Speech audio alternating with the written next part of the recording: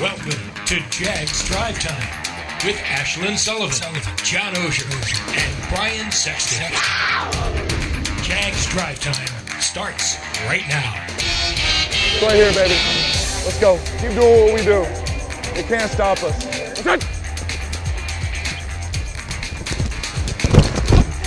Yeah, come on, keep coming. Hey, 52. I play better when you hit me, 52. I like it. All right, we gotta go. Here we go. Lawrence throws it. He's got it for a touchdown to Christian Kirk. Let's go. Great move, baby. Great route. Great job. Great job. Woohoo! Woohoo! Woohoo! Yes, he came. Great series, baby. Great series. Time, bro. Time, bro. Let's go. Boy. Quarterback Trevor Lawrence mic'd up on Jaguars.com. You can watch the full episode now. I would say very rarely we see that side of Trevor Lawrence joking around and talking some crap on the field as well. Kind of unlike him, at least from what we see in a press conference setting. Welcome into Jaguars Drive Time on a Wednesday morning. Ashlyn, Brian, and John here with you as a hurricane is somewhat coming to Jacksonville. I think we are all going to be in the clear and try to have a normal week here. Yeah, I think so. As the Jaguars get ready to take on the Chiefs. I'm not Mike Bursch, but I'll play him. It looks like it's going to go further west, and we're just going to have a little wind and rain. So this is Florida. We get that. Yeah, and from what we've heard, everything is on schedule for the Jaguars. They will have a normal day today. They will have a normal day tomorrow. And like a month ago, where you had to adjust your schedule, it can certainly be a challenge on a week like this week with the Chiefs. Yeah, you don't want any distractions with Chiefs week. It's, but I think we're clear of it, and going to have a good Jaguars drive time today. Yes, we are. Let's do it. Big thing one is so what? Now what? Head coach Doug Pedersen saying stands with a win or a loss, especially this week as we get ready for an intimidating opponent like we mentioned. We don't have time to relish in victories, and we don't have time to relish in defeat. And, it's on to the next one, onward and upward. And that's, that's my task, my job as head coach, to make sure the guys stay focused that way and stay centered, stay grounded, but it can, a win can definitely lift your sails a little bit, and you kind of go into the week feeling a little bit better about yourself. Big thing, too, is confidence, a newfound confidence with this Jaguars team this week. And who would have thought we would have Andrew Wingard twice in big things today? That man brought it. I'll be honest, when we were down 17-0, I knew we were winning the game. Because the weeks before we were up, and it was kind of like, playing from behind, I think, is easier than playing from ahead in this league. I really do, because every player, every coach in this league has pride in performance, and when you go down, it's like, okay, we're gonna give them our best shot now. And we knew, I kind of knew, and I always try to just keep everyone up on the sideline, because there's gonna be ebbs and flows. It's like you can't ride the roller coaster of emotion. You got to stay level-headed, and that's really just what I tried to convey to everybody, and it obviously paid off. And finally, big thing 3 is the Chiefs. We hinted at it. The Chiefs, one of the best, if not the best team in the NFL. The Jaguars will be on the road against them on Sunday. Going into this game, though, with some momentum. They're obviously one of the best teams in the league. There's no question about that, but it's the NFL. There's 32 teams, and there's 53 players on every team that are the best of the best. So any given Sunday, any team can win, but to go in, they're a winning team. That's what they do. You saw that game last night. Andy Reid, Patrick Mahomes, they just win. They get it done when they need to, and I think we're starting to trend in that direction. And like you said, it will be a good test. I mean, if you're going to contend in the AFC, you're going to have to go play Kansas City in January, February when it's cold and stuff. So it'll be a great challenge, and if you don't love the challenge, get off the train. And I know all these guys in that locker room, we're really a cohesive unit, and we're really, kind of tied together mentally, and we all think like that. So I'm fired up. I'm excited. And there you have it. Those are big things. If you don't love the challenge, get off the train. I think loved it. I think it's important to point out that who would have thought that Dewey Wingard would be in drive time twice. He's the philosopher king. I want to say this. He did a phenomenal job. Whether he can play or not is irrelevant to the fact that the boy can talk. He can. Right? He says all the right things. He was really good the other day, and he did play. I mean, he had 2 huge plays late in the game to help seal the deal. So congratulations. I thoroughly enjoyed I did too. Andrew Wingard on on Monday. I love no one has self-confidence more than that man. And it is adamant and clear in a press conference setting. Oh, yeah. Hey, credit to him. He believes in himself and is performing on the field. Well, I do think he knows what it takes for him to stay in the NFL and does a very good job at what he's asked to do, and incredibly focused. And if the kid didn't have something going for him, he wouldn't be here after, what is it? He's in his 4th year. Yeah.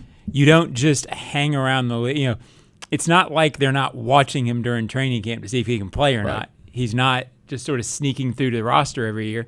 Credit to him. He defines role player. He does. He's got a very specific role, special He teams, the understands it. blitz the other day.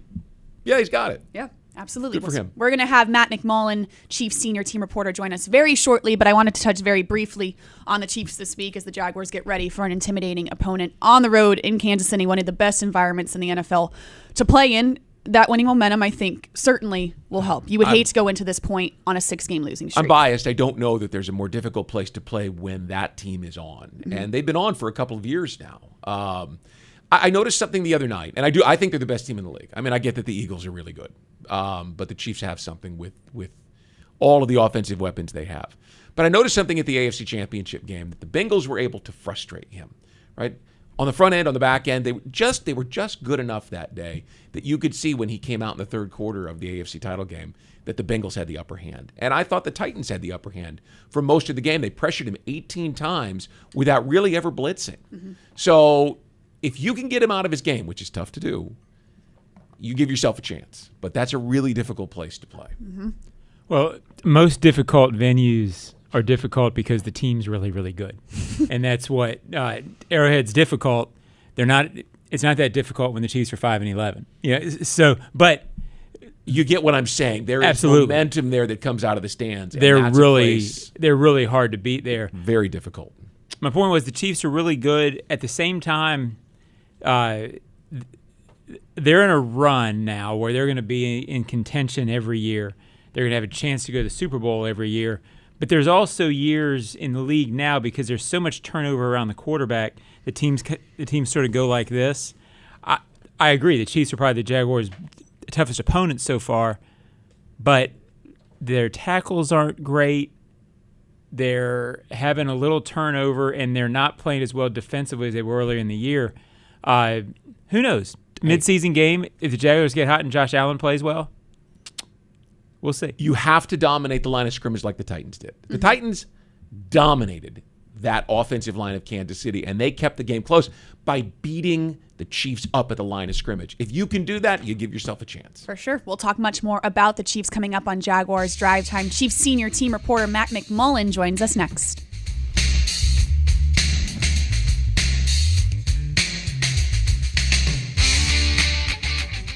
Hey Jags fans, Brian Sexton for Dreamfinders Homes.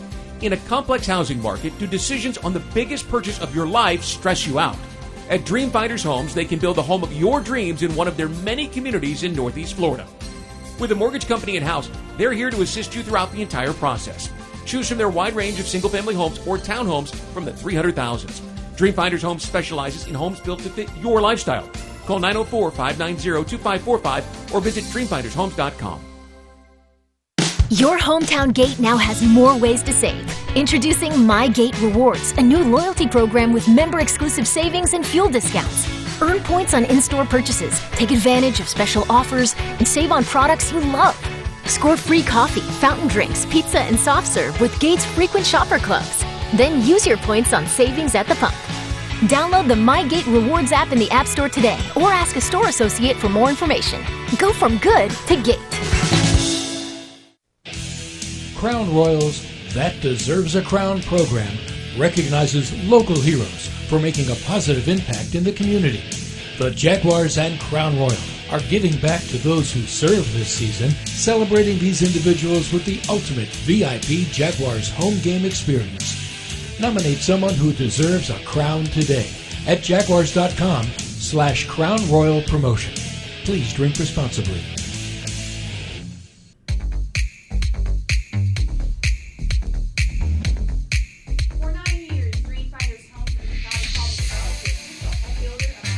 Jaguars Visit dreamfindershomes.com for all available inventory. We're back, Jaguars Drive Time Wednesday morning, looking ahead to Sunday's game against the Chiefs on the road. And with that, we bring in Chiefs senior team reporter Matt McMullen into Jaguars Drive Time right now. Matt, good morning. Thank you for waking up with us. Yeah, absolutely. This is a cool show that you guys have. This is awesome. Thank you very much. We'll have you on from now on for saying that. Thanks so much. Sounds good. All right, looking ahead to Sunday's game, Matt, we know the Chiefs are rolling right now. What can the Jaguars expect to see come Sunday? Yeah, well, the Chiefs have been a lot of fun this season. Their offense has been the thing that's been so exciting, I think, because they come into this season, obviously no Tyreek Hill, adding a lot of new faces, but it's been the number one scoring offense in the NFL. And we've seen them persevere through a lot of things this year. They've been down by double digits 3 times this season. They've won all 3 of those games. So the Chiefs are a team that's always going to find a way, I feel like. And like we saw last week against the Titans had a really good defensive game plan for 59 minutes, but the Chiefs found a way in the end. So it's a team that's going to fight the entire time, and they're never going to give up. But it should be a fun one on Sunday. I think the Jags are talented, and the Chiefs are not underestimating them, that's for sure. Matt, I by the way, I sat in the lower level closing game of the 1984 season when there were 16,000 people in that stadium, right? Growing up in Kansas City. I remember when it wasn't this way. So it's interesting to see how far they have come, and especially with what they're doing with that quarterback. But to the present moment and the offensive line of the Chiefs, how good is it? How well is it playing? And why were the Titans able to get pressure on the quarterback without really having to blitz? That was the part of the game the other night that I was interested in, because normally you're going to have to send more than 4 if you're going to get to Mahomes. Yeah, well, first of all, your first point, I grew up in Kansas City, so I'm 29. So the first Chiefs games I was going to were in the late 90s. But it is amazing how around like 1990, 1991, when John Elway couldn't hear and was asking the ref to quiet the crowd down, and he was like, no, just go ahead and play. That's kind of when Arrowhead was born. And growing up in Kansas City, you're just taught when you go to games at a young age, you're just supposed to scream your head off the entire time. So it's been so cool to see what the stadium has become over the last 30 years. And as you guys were saying before I came on, when the Chiefs are playing well, the place is deafening. So it's an amazing home field advantage. To answer your question about the offensive line, though, after Super Bowl 55, that was the major emphasis of the offseason 2 years ago. It was rebuilding the offensive line. Last year, they brought in 5 brand new starters on the offensive line, hit the jackpot on a couple of guys in the draft. The interior of the Chiefs' offensive line is really stout with Creed Humphrey, Joe Tooney, who was a free agent from the Patriots, and then Trey Smith, who was just a slam dunk 6th-round draft pick. And then the tackles. Andrew Wiley's kind of like a Swiss Army knife at right tackle for the Chiefs. He's played guard before, but he's our right tackle now. And Orlando Brown Jr. at left tackle. The offensive line, in my opinion, is one of the best in the NFL. Now, the Titans got after the Chiefs in that game. You're totally right. They were very physical along the line of scrimmage. Jeffrey Simmons, I think one of the most underrated players in the NFL along the Titans defensive line, had a great game. And they had a good game plan, just being really physical up front. The Chiefs struggled to run the football last week, and I think that probably hurt the offensive line in the long run. Patrick Mahomes threw the ball 68 times. So consistently, the Titans knew they could pin their ears back. But traditionally, this is one of the better offensive lines in football. I think they'll bounce back in a big way here this week. When a team is as good for as long as the Chiefs, I think sometimes seasons run together for fans who don't follow a team closely. What's different, beyond just Tyreek not being there, but I guess what is the defining factor for this team through 8 games, maybe differentiates them from past Chiefs teams? Yeah, well, I think the major thing is how the offense consistently was so based on the deep pass for so many years. And then the early part of last season, we started seeing a lot of the too high safety shell coverages. That's how teams are going to beat the Chiefs from now on. And it did limit the deep stuff. But what it forced the Chiefs to do was figure out how to be more effective in the mid-range passing game. And the irony is they figured it out after a tough start. The Chiefs started 3-4 last year, but then eventually made the AFC title game. But now we're seeing that kind of defensive scheme all over the NFL, and the Chiefs had a head start at figuring it out almost. And Patrick Mahomes is the master of the mid-range game now and the short passing game, just the deep passing game. So I think Patrick Mahomes, as good as he has been in his career, I think this is actually the best he's ever been in terms of taking what the defense gives him. He's not just looking for the deep pass every time. It's whatever's open, he's going to take it. And the Chiefs have the personnel now on offense to really take advantage of that as well. Juju Smith-Schuster's having a really nice season for the Chiefs. Marquez Valdez-Scantling still adds that deep passing element Justin Watson was a surprising find for the Chiefs. He's been a good receiver on this team. And they added Kadarius Toney at the trade deadline, who had 2 catches last week. And McCole Harbin is having a really nice stretch of games here. He has 5 touchdowns in his last 3 games. So they're spreading the football all over the place, which in the past, that wasn't really the case. And I didn't even mention Travis Kelce there. He's having another incredible season, just doing the thing that he always does. But it's the guys around Kelce and Mahomes, not just those two, that have really elevated this offense, I think. And Matt, finally, as we get ready for this Sunday's game against the Jaguars, you mentioned that the Chiefs are not underestimating the Jaguars. What have you heard conversation-wise about the opponent the Chiefs will get this week? Well, we haven't had our media yet. We'll hear from Coach Reed and Patrick Mahomes later today. But at least in conversations I've had just with my counterparts here on our media team, the Jaguars are a team that I think is on the rise. And it kind of reminds us of where the Chiefs were back in 2013, where for you guys, it's Doug Pedersen. For us, it was Coach Reed and Pedersen as the offensive coordinator. And they came in and were just a stabilizing force. And a team that already had a lot of talent like the Chiefs did in 2013 and like the Jaguars do now. It just takes building a culture, and that will grow over time. And I think Travis Etienne is the best example of that right now. I mean, what a season he's having, 5 straight games with more than 100 yards from scrimmage. He's the kind of player that the Chiefs certainly will have to make sure they contain in this game, because if he gets going, and Trevor Lawrence can get that quick passing game going as well. But this is a team I really think that is on the rise, as I mentioned, and the Chiefs are not going to take lightly because there's talent everywhere on this offense. And while your record might not indicate a good team, you guys have lost so many close games. I certainly know the Chiefs are not looking at this and thinking the Jaguars aren't good. I think they're looking at a team that's on the rise, and Coach Reed's always going to respect any team that Doug Pedersen coaches. So I think it'll be a fun one, and it'll be a great week of practice here for the Chiefs getting ready for the Jags. Going to be an exciting game in Kansas City on Sunday. Matt, thank you so much for joining us on Jaguars Drive Time. Yeah, thanks for having me. Absolutely. See you guys this week. When we come back on Jaguars Drive Time, some this or that on the Jaguars Digital Network. Stay with us.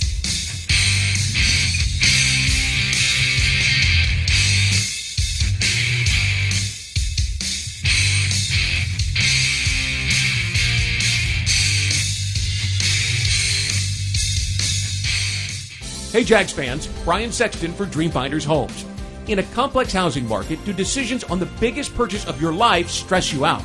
At Dreamfinders Homes, they can build the home of your dreams in one of their many communities in Northeast Florida. With a mortgage company in-house, they're here to assist you throughout the entire process. Choose from their wide range of single-family homes or townhomes from the 300,000s. Dreamfinders Homes specializes in homes built to fit your lifestyle. Call 904-590-2545 or visit dreamfindershomes.com.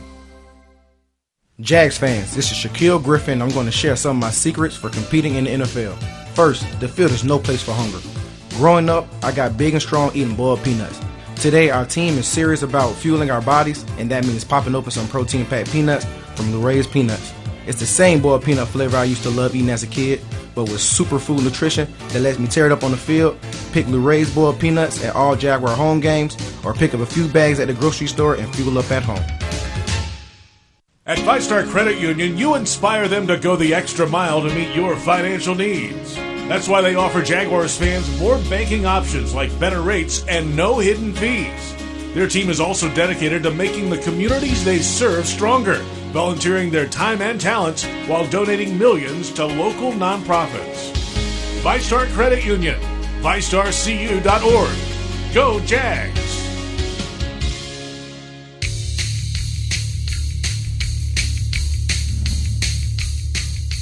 Price.com is the easiest way to save money with comparison shopping, cashback coupons, all in one. It's free. Try Price.com today. This or that. This or that. We're back, Jaguars Drive Time Wednesday morning, which means it is time for This or That, presented by Price.com. Brian, what are you thinking? We already kind of touched on it, but is it Kansas City and Arrowhead Stadium, or name another city that you think is the toughest place to play in the NFL? And yes, that's when the team is good, because even Seattle's quiet when the Seahawks aren't. Mm-hmm. And even last year, I think, in Seattle, it was very loud. The only argument I would have is Buffalo. I think going to Buffalo a couple years ago, I thought it was very similar to Kansas City, but I still think Kansas City was the more intimidating environment. I think Buffalo's intimidating because people jump on tables. Yeah. That looks to me every time Both I are see very someone loud, do that, though. I hear it, that hurts, so in its own way. Well, Schlinn's going to say Philly when it rains. But Don't get me started. beyond that, Kansas City, I mean, I was joking, making a point earlier when a team has to be good. Yeah. But, the Chiefs, when they get going, they play with such an intensity and a speed that when you get that crowd behind you, it can seem very overwhelming for the opposing team. It's like, what's going to happen next? So, they're up there. I mean, they're one of the 3 or 4 places that, New England when Brady was there, it's pretty tough to go to Foxborough. Yeah. So those venues, when things are going right, are brutally tough to go into. I'll say this, and I'm obviously a lot older than that, but I remember when that place was a tomb. It was empty. There was no noise there. So, yes, you have to have a winning team, but they've done a really good job of cultivating that culture among the fans. They get there early. There's a haze of smoke from all the barbecue out there, and then because they have a great team, they bring it. I think it's the coolest place to go to. And I go back, last time we were all there was 2018 after that championship run, and I think that was the second week of 2018. Correct? No, it was deep early in the October. season when the wheels fell off. It was 5 or 6 because they went to games Kansas in. City and then they went to the Cowboys, lost both, and that's when the wheels fell off. But I remember the first quarter with Bortles and that offensive drive, and you could feel the ground shaking from how loud it was. And I thought, could get ugly. And since you bring that, one of the most intimidating places to play was the old Mile High Stadium because it was an erector set. It was metal. And the Broncos fans, because those Broncos teams were very good. Mm-hmm. If you recall, John, the press box was shaking when we were there during the divisional game in January of '97. I mean, it literally felt like it was going to come unbolted and fall. That is awesome. Yeah. But not if you're playing against them. Then it's not so awesome. Well, it might have been awesome. Yeah. All right, John, what do you got? I have what's the toughest matchup of the season for the Jags? Eagles or Chiefs? I think it's tough because I think the Eagles, even at 8-0, are very, very underrated somehow. They're brutally tough to play because they're so balanced, and it's so hard to play Hurts. And if you look at the Eagles' scores, they continue to be comfortably up. I think they are the best team in the league right now. They have not been challenged very often, whereas the Chiefs, as Matt mentioned, they've lost twice. Sure. And they've been down in double digits in 3 games. They're gettable if you have the right matchup. I think for the Jaguars, because of the things we're talking about, because of the energy in that stadium, and the Eagles don't really have that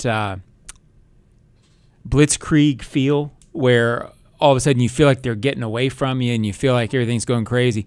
I think because of that element, I think the Chiefs are the tougher matchup, but it's really, really close. I think the Chiefs are a tougher matchup for the Jaguars because of all the receivers that they mentioned, right? I mean, I know you can only have so many on the field, but it seems like they just come at you in waves. And obviously, Kelsey's a guy that's going to get his no matter what you do, but they bring Kadarius Toney on and Mecole Hardman and Justin Watson, and you forget that Juju Smith-Schuster is out there and how productive he can be. The Jaguars are okay in coverage, but they're not great. They've got a hole on one side where you're going to have either Trey Herndon, who doesn't run very well, or the rookie, who does run very well but is clueless as to what's going on around him. I just think that the matchups do not favor the Jaguars. It's absolutely key for the defensive ends. If Josh Allen has a Buffalo Josh Allen game, you can win. He can impact this because, again, I know the offensive line is usually good. Their tackles have been vulnerable this year. Mm-hmm. So there's a way there to do it, but they have to have more impact as a pass rushing team than they have so far this season, meaning the Jags. Mm-hmm. All right, my this or that, keeping up with the trends in the NFL right now. What is going on in Indianapolis? The weirdest thing we've seen in the NFL this season is the hiring of Jeff Saturday, or is it something different? Is there something weirder that we've seen so far this year? This year? Yeah, this season. What has been the weirdest thing, and is it the hiring of Jeff Saturday? Because I got to think it is. I can't think of anything that's caught my attention more than that. It's weird. It's not weird if you know how Jim Irsay feels about Jeff Saturday. I understand why they made the move. I covered Jeff for 10 years, and he's certainly capable, temperament-wise, leadership-wise, all the stuff you want from a head coach. He can be that guy. And I'm sure Jim is saying, okay, we've got 8 games left. We're going with Ellender. Let's see if give Jeff a chance to do it and give him a real shot to see if this can work. Yeah. So it's way outside the box, but sometimes outside the box is where you get that idea. Yeah. But I know that Jim just respects Jeff to a degree, probably on the level that he does Peyton, on the level he does a couple other guys who've come through that franchise. So Jeff's going to get a shot. He can do it, but it's weird. I mean, this is cracking. There's no doubt. This is cracking the glass ceiling. I don't know that it's going to happen anytime soon, but I think with analytics and the emergence of the head coach as a CEO, which is what this signifies, right? You're bringing in a guy who knows how it's supposed to work, and knows how to put people in places to get things done, understands the dynamic. I don't think it's the first one you'll see. Yeah, kind of more of an organizational feel. I think that there is a movement in this league towards more of a CEO head coach, and I think there are more out-of-the-box CEO type coaches coming, not maybe necessarily in the next 2 or 3 years, but as analytics takes hold in the next 10, I think there will be more moves that will make you go, I didn't see that coming. Well, when you've got 95 people on your coaching staffs, there's 100%. There's so many coaches now. Whereas in the old days there wasn't. Some owner is going to have the guts to hire a female head coach who is going to be a CEO, right? She's going to come from an analytical background. You can see it. You can see the rise of women through organizations in Philly and Minnesota and Denver. And someone's going to say, you know what? It's a strategy thing here. We've got enough coaches who have played the game and know how to do it. I mean, I don't know that that's coming in the next 3 to 5 years, but this cracks the ceiling so that can happen in the future. For sure. And especially I believe it will. If it works out the way they want it to. And I didn't just come up with this overnight. I've seen this coming. Oh, for sure. You see the trend. Yep, absolutely. And that is This or That, presented by Price.com. When we come back on Jaguars Drive Time, some closing thoughts.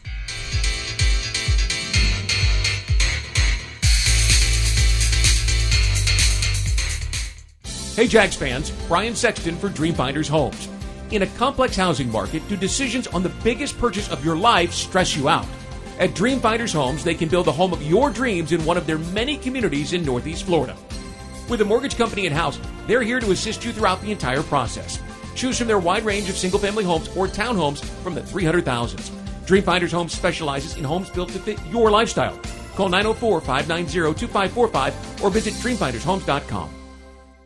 Frank Frangie here. When you want barbecue in Jacksonville, you want Bono's Pit Barbecue. You can find TIAA Bank Field because Bono's is the official barbecue of the Jacksonville Jaguars. Bono's is currently expanding its brand with franchise opportunities throughout the Southeast and beyond. Over 70 years of authentic Southern pit barbecue and owning your own business are a great combo. Go to bonosbarbq.com to learn more or call 904-880-8310 today. And remember, if you don't see a pit, it ain't legit. Your hometown gate now has more ways to save. Introducing My Gate Rewards, a new loyalty program with member-exclusive savings and fuel discounts. Earn points on in-store purchases, take advantage of special offers, and save on products you love. Score free coffee, fountain drinks, pizza, and soft serve with Gates frequent shopper clubs. Then use your points on savings at the pump. Download the My Gate Rewards app in the App Store today or ask a store associate for more information. Go from good to Gate.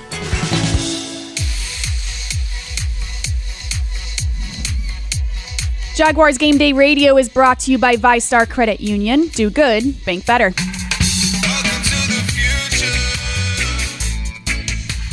We're back, Jaguars Drive Time, Wednesday morning. Jaguars getting ready to go back on the practice field today to get ready for the Chiefs. It's a little windy. They're still going to practice. Everything is going according to plan. And this team is, Coach Pedersen wants to say, we're on to the next one, but you can feel the difference in the building this week. There's a little pep in the step. I spoke to the Rotary Club of South Jacksonville yesterday. Ooh. And I have to tell you that it was a great crowd. I was so glad that they had won. If I had to go in there and talk about a 6th consecutive loss, I'm not sure I would have left unscathed. Yeah. So all of Jacksonville and Jaguars. And you know what? People were elated with the win. They weren't worried about the record. They like better. They like the coach. They like the quarterback. There is a genuine sense of we're on the rise. Despite the record, and I fed into that beautifully. Mm-hmm. How come people are never scathed? They're always just unscathed. Well, I think That's a really good question. It's a good question. I think it would show up on the Today Show if it was scathed. I think the Jags are going to scathe the Chiefs. How about that? Wow. Because we don't know what it means. Save that for tomorrow for your Monday headlines today. Scathed. You're going to get a beautiful day, newspaper. by the way, in Kansas. It's going to be 40 degrees and sunny, no rain. There will be nothing for you to come back here and complain about. Don't test me because there will be something Monday morning that I can complain about. It won't be the barbecue and it won't be the weather. All right, fair enough. And that is Jaguars Drive Time on a Wednesday morning. We'll be back tomorrow morning, 9:30 a.m. to talk more about this Sunday's game. Stay with us.